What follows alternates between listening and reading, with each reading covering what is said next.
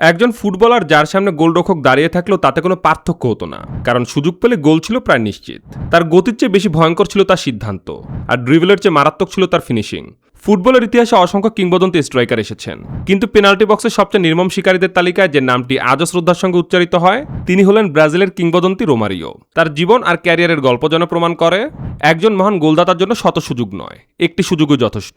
29 জানুয়ারি 1966 ব্রাজিলের Rio de Janeiro শহরে জন্মগ্রহণ করেন রোমারিও। ছোটবেলা থেকে দরিদ্র পরিবেশে বেড়ে উঠলেও ফুটবলের প্রতি তার ভালোবাসা ছিল অসাধারণ।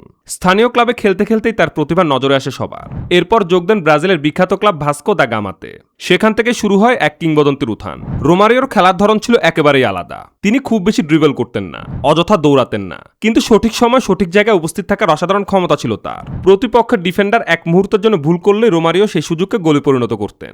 এ কারণে তাকে বলা হতো বিশ্বের অন্যতম সেরা পেনাল্টি বক্স প্রিডেটর। 1988 সালে রোমারিও নেদারল্যান্ডসের ক্লাব পিএসভি আইন্দোবানে যোগ দেন।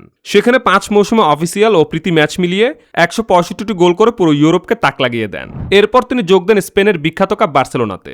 1993-94 মৌসুমে কোচ ইয়োহান ক্রুইফের ড্রিম টিমের অন্যতম প্রধান তারকা ছিলেন রোমারিও। সেই মৌসুমে তিনি লা লিগা জিততে ভূমিকা রাখেন এবং বিশ্বের সেরা ফুটবলারের পুরস্কার FIFA world player of the year জয় করেন। তবে রোমারিওর ক্যারিয়ারের সবচেয়ে উজ্জ্বল অধ্যায় আসে 1994 সালের বিশ্বকাপে।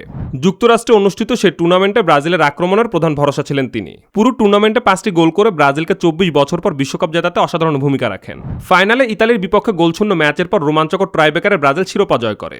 রোমারিও শুধু গোলই করেননি, পুরো টুর্নামেন্টে তার নেতৃত্ব, ঠান্ডা মাথার সিদ্ধান্ত এবং আক্রমণ ভাগের প্রভাব তাকে বিশ্বকাপে সেরা খেলোয়াড়ের স্বীকৃতি এনে দেয়। অর্জন করেন মর্যাদাপূর্ণ গোল্ডেন বল। রোমারিওর গোল সংখ্যা নিয়ে আজও বিতর্ক রয়েছে। তিনি দাবি করেছিলেন নিজের ক্যারিয়ারে 1000-এরও বেশি গোল করেছেন, তবে অফিসিয়াল প্রতিযোগিতামূলক ম্যাচে তার স্বীকৃত গোল সংখ্যা প্রায় 780-র বেশি, যা তাকে ইতিহাসের অন্যতম সফল গোল স্কোরারদের কাতারে স্থান দিয়েছে। ক্যারিয়ারের শেষ দিকে তিনি আবারও ভাস্কো দা গামায় ফিরে আসেন এবং 2008 সালে পেশাদার ফুটবলকে বিদায় জানান।